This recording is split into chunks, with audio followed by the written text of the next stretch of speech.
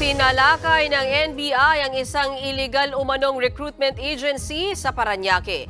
Kinukulong daw ang mga aplikante at pinaglilinis pa bilang bahagi ng kanilang training. Nasa frontline ng balitang yan si Elaine Fulgencio.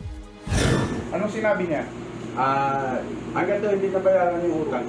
Biglang natigilan ng mga taong ito sa tanggapan ng isang recruitment agency sa Parañaque matapos silang pasukin ng mga operatiba ng NBI Cybercrime Division. Yan ay matapos makatanggap ng sumbong NBI na may mga nakakulong umano ritong aplikante ng agency.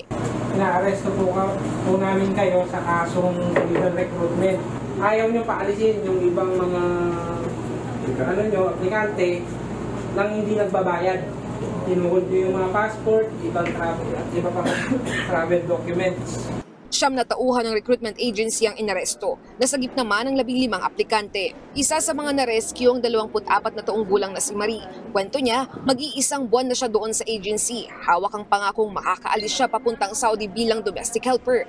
Kailangan daw muna nilang dumaan sa training. Pero ang siste, pinaglilinis sila at pinaglalaba pa ng mga personal na damit ng mga tauhan ng agency. Pinakakuan kami talaga na okay yung lahat, tapos yung yung agency namin okay, tapos okay kami sa labas, sa ibang bansa. Tapos yung naranasan namin yung palilinisin kami sa buong accommodation.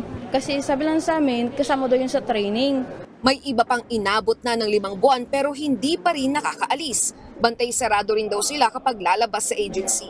Ayon sa NBI, nakararanas rin ng pang-aabusong mga aplikante habang nakakulong sa tanggapan ng agency. There were allegations also that these victims' passports and other travel documents were being withheld in the fear that they will be reported to the police if they run away and will be blacklisted in the recruitment agencies.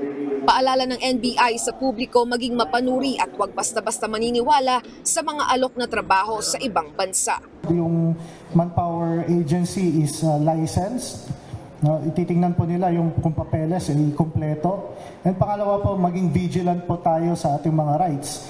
Kahit na lisensyado po itong mga recruitment agencies na ito, pag may mali po tayong nakikita, ay agad po nating i-report.